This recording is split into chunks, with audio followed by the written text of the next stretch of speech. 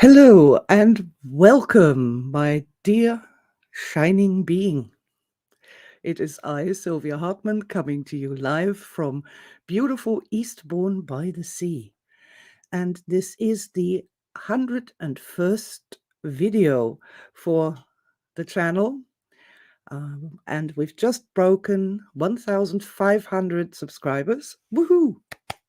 Really excited by that. Looking forward to seeing how this unfolds. And I'm saying a wonderful good morning to dear Ilke and Marianne from Germany. Hello, my beautiful shining beings. That's a great way to say good morning and hello. I've heard that you're not allowed to say ladies and gentlemen anymore. This has been cancelled on flights and other announcements.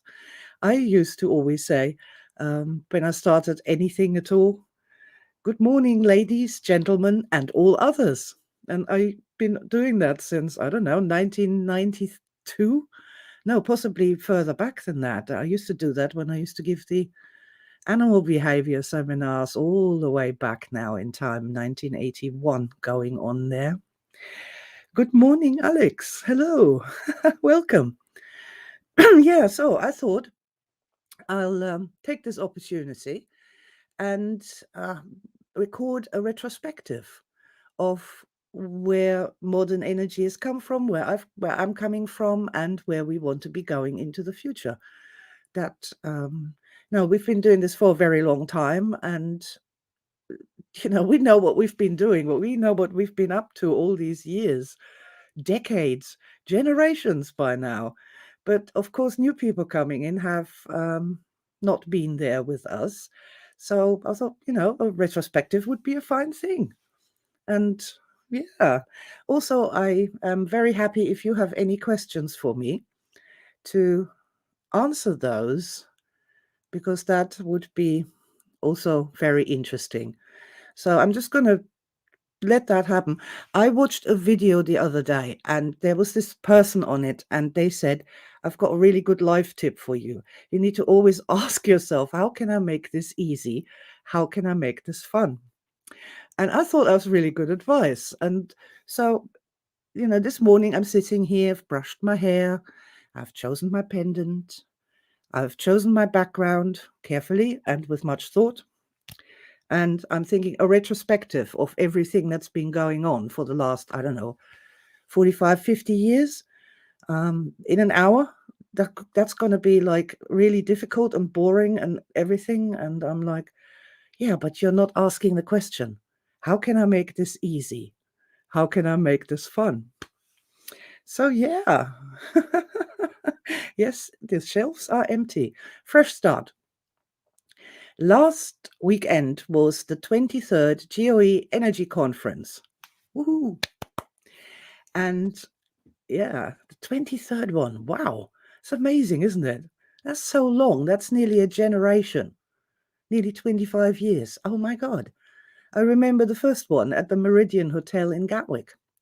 We were very excited about all sorts of energy things.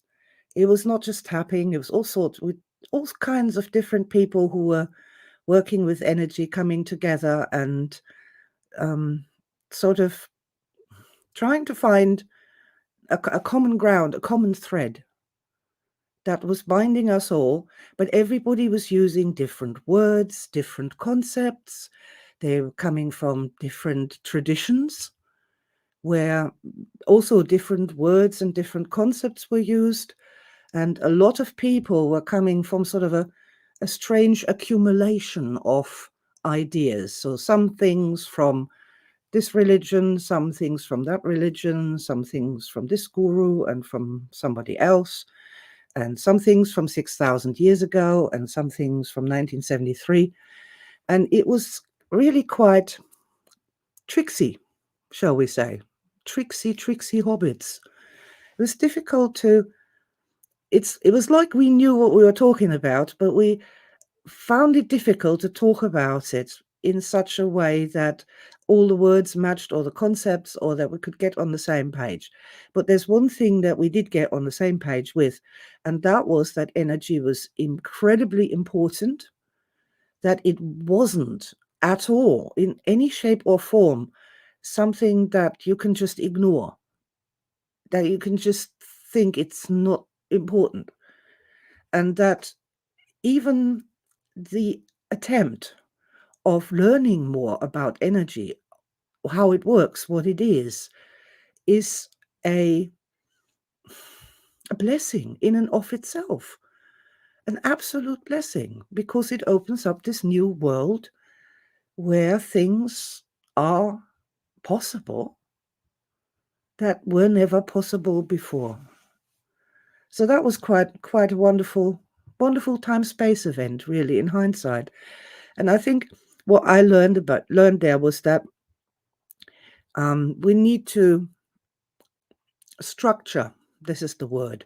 We need to structure this whole spirit thing in the mind, body, spirit triad in such a way that it is easy and simple and logical, and that when people come across it, that they go, oh yeah, that makes sense, instead of what the hell is this, that it is logical and holds up to profound challenges.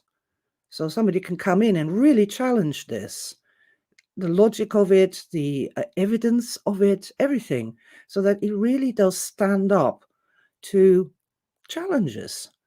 And it's robust and powerful and strong and expresses all the things that energy really are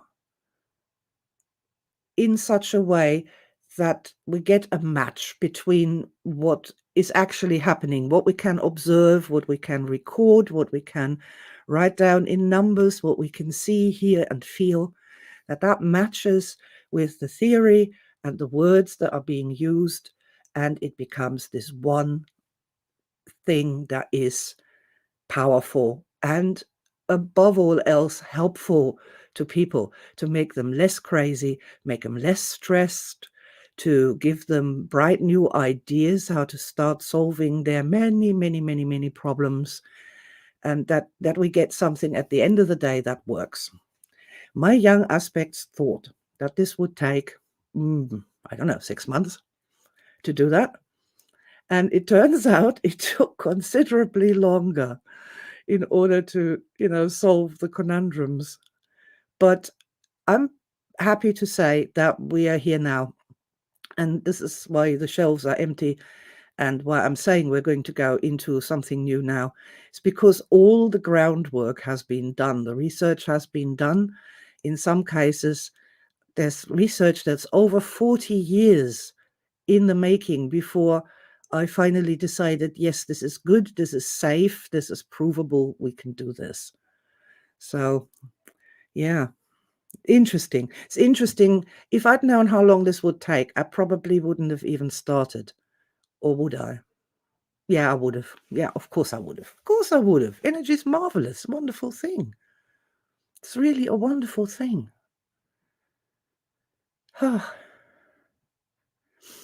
Now, sort of sitting here as I was waiting for the clock to tick down for the live stream to start, I was thinking, where do you start with the story of modern energy? Where do you start?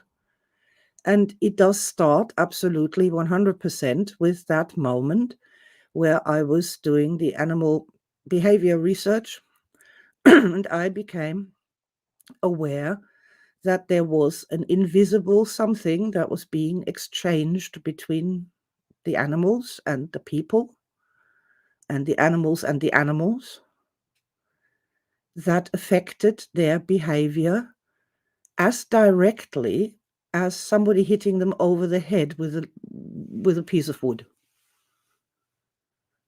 That this exchange of energy between these creatures, see, and I didn't realize this for the longest time, is that the traditional energy work things, they're not really talking about an energy exchange. They're not really talking about an energy exchange between creatures.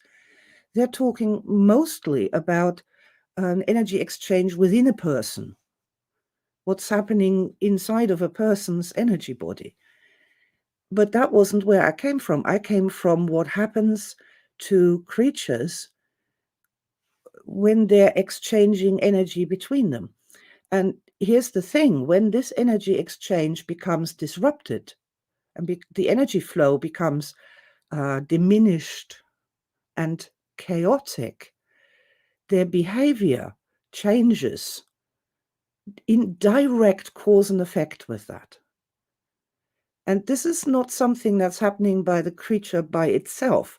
The creature isn't sitting there on a rock and then all of a sudden it gets sad. That's not how it works. Most creatures sitting on a rock are perfectly happy. You introduce a second creature, a second being into this habitat, and the exchanges between them are what creates the behavior. And that's really fascinating.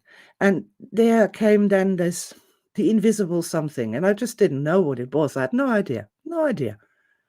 What is that? What is it? No idea. And then, yeah, one day I had this big moment when I said, oh my God, what is being exchanged between these creatures is love. It's love that's being exchanged. The invisible something is love. And there comes this, oh my God, nada moment, is that when this exchange between the creatures flows and there's a lot of energy being exchanged, that's when the behavior becomes better. When the creature stops being stressed, there's these side effects of the skin rashes and the infections and all of that starting to diminish as the creature becomes happier. But that's not the point. Is that this creature becomes, the creature that is being loved becomes more intelligent, more social, more aware, more cooperative. And in the human-animal relationship, for example, this is where I started. There's these animals, horses, dolphins, dogs, cats, that are being simply loved, and their behavior changes from being stroppy and aggressive and just, hating you, to being cooperative and working with you to the best of their abilities.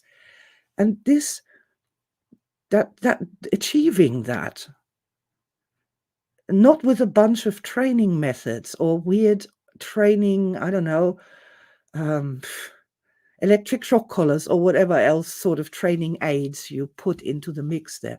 Achieving this breakthrough into where the creature pays attention to you and it wants to cooperate with you. And that is done simply by loving it more. Oh my God.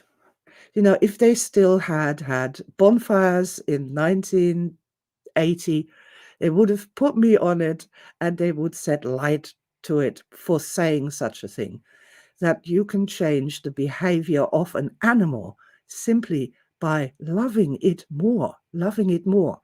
How do you love an animal more? You look at it, you think, I love you. You feel, I love you. You speak in a loving tone of voice. You look at the animal through loving eyes, and something in that animal wakes up and it looks back at you. It might see you for the very first time. You might be the first person it's ever seen. Man, this is such a simple thing, such a heretical thing, to say that you can change behavior by loving a creature more. And you just can't do that for any length of time before you start to realize this works with people, because people are creatures too. People are creatures too. And so there came this point around about 1994 when my aspect realized that the direct cause for the suffering of animals, which is what the aspect was wanted to alleviate, the suffering of animals. The direct cause of the suffering of animals is people.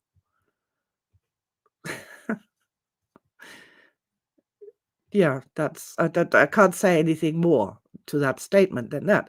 Direct cause of suffering for animals is people.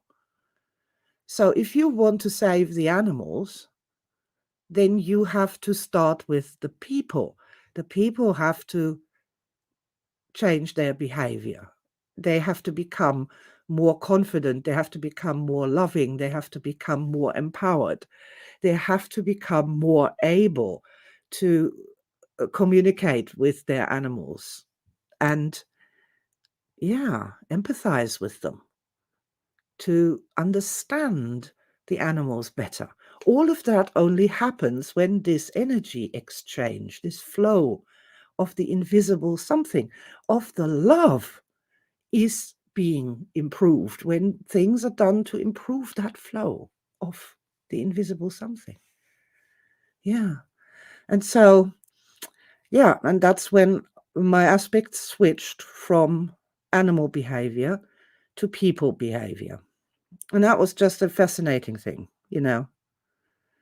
That was a fascinating thing because I tried to find a place where I would fit in and could work with the people who were already doing this so that we could, further this investigation into the relationship between the love or the absence of love on behavior, and to model new techniques and methods to use that for people who have trouble with their children, or relationships, or relationship counseling, that sort of thing, family counseling, teams at business. This was my thinking. My thinking was that there must be somebody out there must be some kind of thing out there that works with this. And I want to join that team. So where do we start? Psychology. Right. So the aspect went to have a look in psychology and, oh dear, found nothing of the kind. The word love doesn't seem to be in psychology. That concept, the whole concept of that thing with the love wasn't there. There was no place for me. Oh, well, so the aspects are, well, okay, right, psychology isn't it? This is not a place for me to go. Where can I find people that I can research this with? And then we went sort of on this big trek through all sorts of things, NLP and hypnosis and all the various things in the old New Age mind, body, spirit movement. But wherever I turned up with my idea that you can change the world just by love, just it didn't fit. It didn't fit with the hymn book they were all singing from. It didn't fit in. They were all doing something else, and they've been doing that for donkey's years, and they didn't want to change what they were doing. They weren't interested in new ideas. And so, yeah. So when you don't fit in anywhere, when you can't find a place where you can do the thing that you want to do, and in my case, this was researching this extraordinary connection between energy and behavior further, with a team, with a group, intensively. This is important, people. This is important news for the world. I might not have found the cure for cancer, but my God, I found a cure for so many problems and so many misconceptions and wrongful ideas. And yeah, well, so I started trying to find some people to work with me. And then I came across EFT in 1998. And I thought, yes, this is a chance. This is a chance to get this done, to really work with energy. They're actually tapping on these energy points. We're tapping on energy points, and this improves the flow of energy inside a person. And see, there's the big deal, because I came from this place where we're not dealing with one person. We're dealing with a person and the exchanges they are having, the energy exchanges they are having with the environments they are in, rather than just a person by themselves as like a closed system, if you will. But okay, we can start with the person themselves and then we can move out into the relationships, was the kind of thinking at the time. And this was great and it went well. And I really enjoyed that trip, wrote a book called Adventures in EFT, which for well over 3 years was the only book on EFT in the world. And it all went very well until it came to the head about the tapping on the positives. That's where, that's where it ended, because the creator of EFT stipulated that if you tap on positives, you're not doing EFT any longer. And yeah, it was just, but I thought we wanted to, get rid of energy blockages. I thought that was the idea behind it, that we get more flow into the energy body. This is why I signed up for EFT, because that's the whole deal about, the more energy flows through you and the more energy flows through the connections between creatures and beings, the more enabled, powerful, the more love becomes, the more love enters the realm and heals and cures and uplifts us all. I thought the idea was to improve energy flow. And you can improve energy flow and blow out blockages with the power of the positives so much faster than sitting there and going through word by word every single moment of abuse in your entire life. This could not be reconciled. This was irreconcilable. So, as my young aspect back in the day really didn't want to waste her time fighting with every single established power that be in the then sort of EFT energy psychology scene, in 2002, she said, okay, I'm not doing that anymore, and stopped doing EFT essentially, and turned her attention to something else that she found that was fascinating to her. And that was really this whole thing with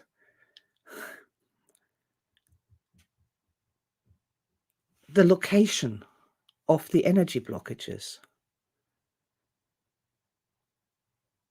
that they are directly corresponding to physical sensations in the body.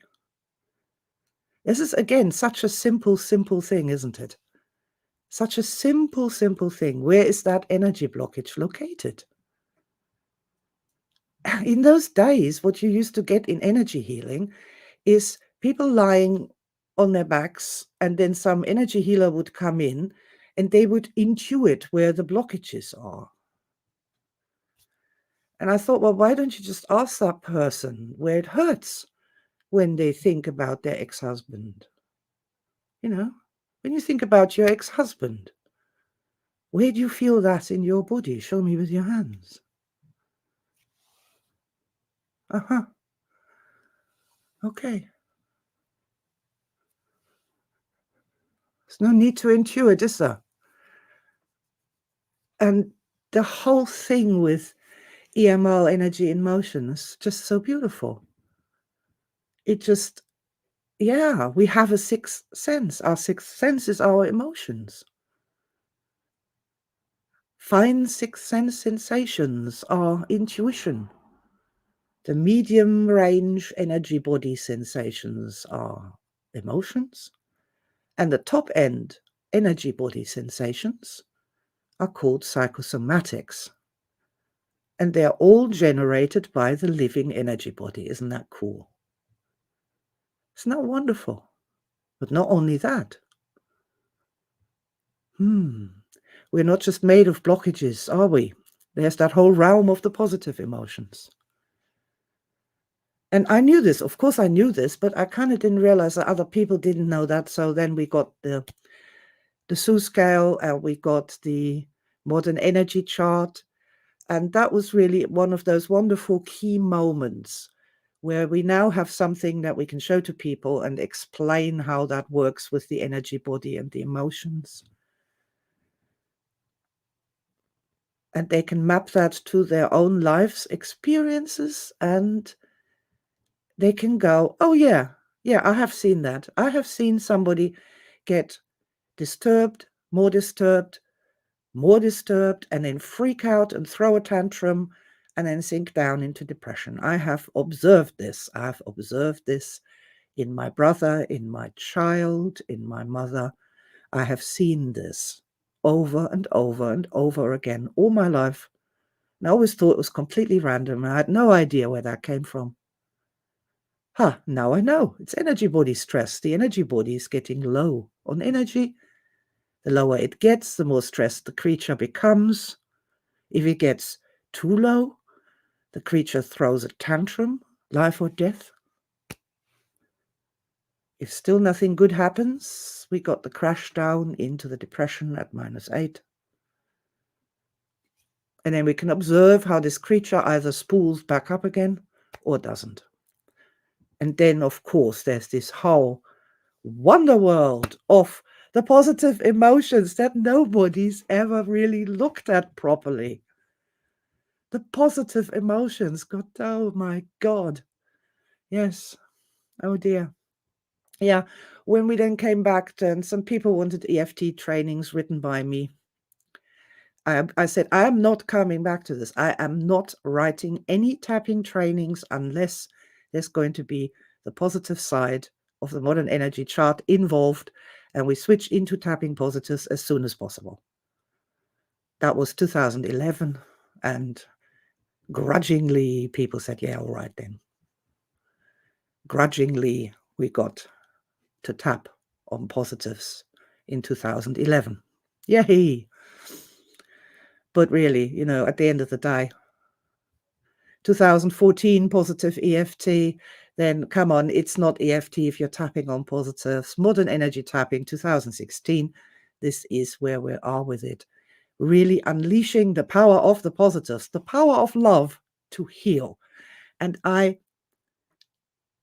honestly, I just don't even know what to do with that in my head. Is that there are people out there who are insisting that using the power of love to heal is a bad thing, that it's bad, wrong. Oh, you got to tap on negatives. No, you don't. You need to bring love into the room. Evoke love, energy. Bring energy into that person's world, to your world. Flow it between you. And then love enters the room and everything changes. I will die on that hill that if you actually want healing, the only thing that can really do that is love. It's the only thing, energy. High, positive, powerful energy, aka love. And yeah, as I said, hill I'm willing to die on every day because I know it's true. And I know it's true. There we have it. Yes. Yes, and then the engaging the power of the positives led us then straight to the positive memories, broke the nightmare world of trauma into, and we emerged on the other side and we found Star Matrix. That was such a gift, such a wonderful, wonderful gift. And I just wish the world Star Matrix, just that. I mean, people don't even need a modern energy chart. They don't even need to learn about modern energy. They don't even need to believe that they actually really have a spirit or an energy body. They can just start thinking about the best moments in their life, and this will become an eventual discovery, an inevitable discovery, my favorite words. God bless Star Matrix, and thank God for Star Matrix. Most. Bye-bye, Freud. Good night, Mr. Freud. I know you had your time. It's over. It's over. We're going to learn about memory, about internal representations, about the capacity for memory, about neurological changes, about what goes on in the brain when we access positive memories. All of these things can be learned from positive memories, and only from positive memories, not from trauma memories. An absolute quantum leap in brain research, in behavioral research, is right there encoded in Star Matrix. So I'm super excited about that. So yeah, well, thank you for listening to me so patiently for 30 minutes going on about this. But at the end of the day, my entire thing is about learning more about love, learning more about what that is, how that acts in our lives, the presence of love and the absence of love. And so I think it was this year that I wrote a paper called The New Science of Love. Yeah, that's it. That's totally it. I wanted to learn more about love. I still do. I still think we haven't even scratched the surface of what you can do with love. You know, we haven't, God, we've only just started using the power of the positives, evoking aspects of love, inviting them in, paying attention to them, paying attention to our memories, our star memories. And the best ones always are connected somehow with love, the love for the universe, the love of another person to us, our love to another person, being, creature, entity, environment, you name it. They are about love. Star Matrix, star memories are about love. And everyone has them. Everyone has them. Everyone has that already inside of them. That's the most wonderful thing. I mean, it is mind-bogglingly beautiful. But the potential for that whole thing to be researched further, investigated further, not blind faith, not just hoping for the best, not muttering mantras of the old in languages that we don't understand. No, no, no. We are modern human beings. We have brains. A new science of love. Oh my God, yes. Yeah, I'd love that to be my legacy. I really would. I absolutely really would. That finally we start taking the one thing that can make or break our incarnations, to take that seriously.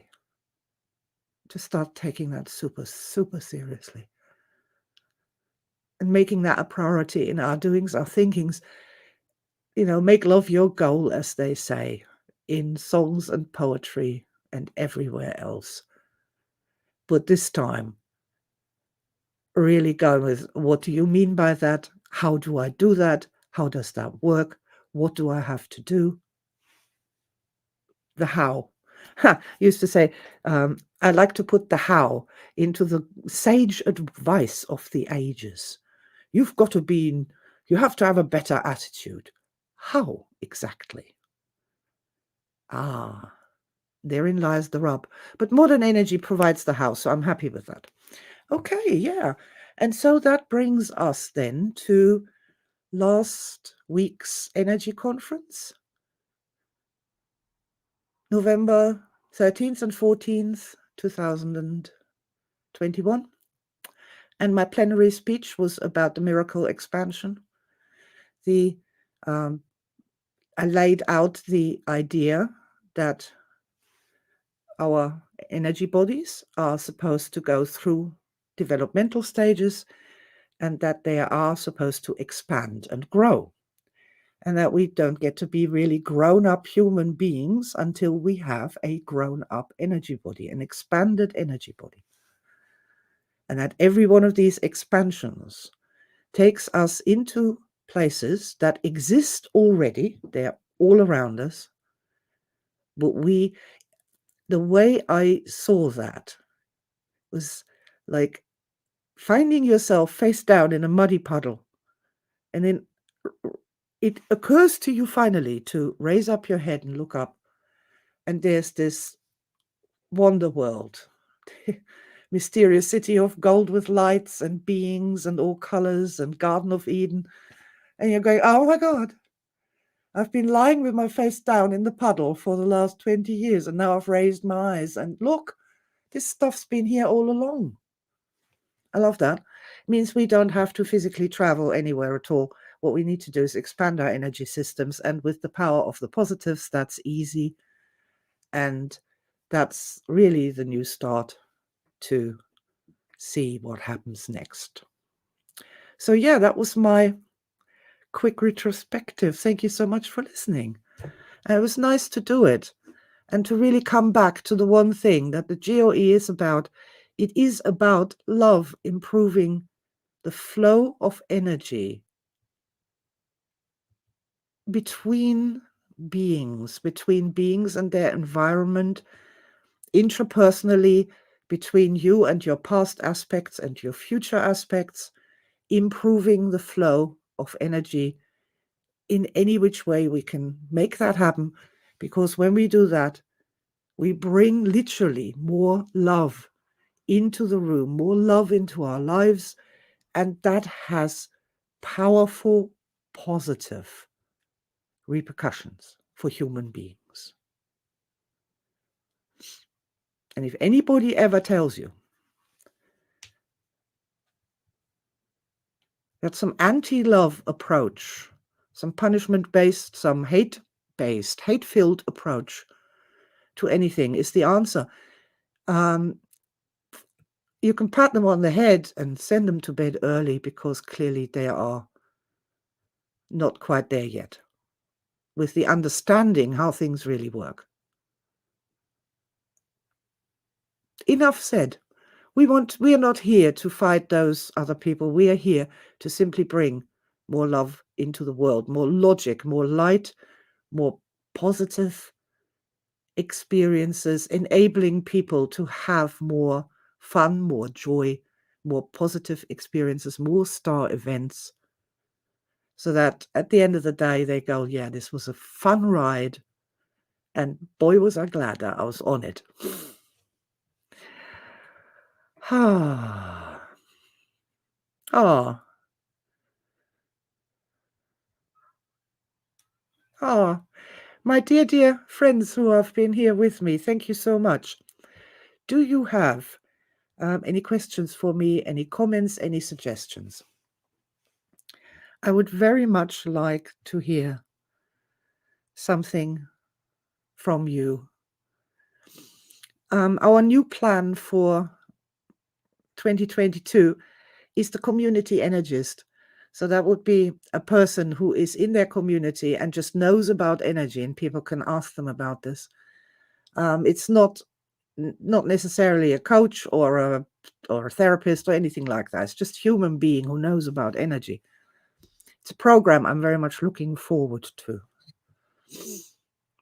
What we got here? Marianne says, how glad I am I found you. Oh, I'm glad you found me too. You know, I would really miss you if you weren't here. Thank you so much for everything. Stay strong and have a wonderful week, everyone. Absolutely. Yes, that was Marianne's blessing. That's so, so nice. Yeah, so the future community energies program, continuing to do what I am doing. It's taken a long time to get here. I am now not worried about some crazy expansion instantly or anything like that. I appreciate that a change on this level, this level of paradigm shift where you're going from a world with 5 senses to a world with 6 instead, is something that'll have to just work its way through, and that won't be happening in my lifetime. And it's my job just to do my very best to lay the foundations and to do what I do to make the field be resonant, strong, simple, and easy to transmit from one human being to another. I absolutely feel that I have walked in grace ever since I saw that, oh my God, the invisible something, it's love. It was just the most amazing experience. I don't even know how to express my gratitude for that. And I'm also not going to ask how I deserved this, because it's not about deserving. It's just sort of, cool stuff happens. I've walked in grace ever since. And sometimes I forget that and I get frustrated and freak out and go like, oh, God damn it, why don't people listen to me? And if I didn't, I'd be really worried about me. I don't think I'd be human. Because that's the other beautiful thing. Modern energy is not about pretending to be happier than you are, or better than you are, or more beautiful than you are, or richer than you are. Modern energy is about just where you are and whoever you're with and whatever your circumstances and surroundings are, to feel your way into your own power, to rearrange some things so that your incarnation becomes more interesting, it becomes more fun, it becomes more delightful, and you're just glad to be here along on this ride most of the time. Most of the time, at least. So yeah, okay, thank you for going with that then, and thank you so much for listening. If any of my future viewers, listeners, friends, shining beings has any questions for me, I'm always glad to answer them. Yeah, I just think we've built something quite beautiful together that is strong, that is resilient, is provable, and it will bring more light to people in concentric circles as we move through time and space. So I'm going to love you and leave you. Lots and lots of love to you.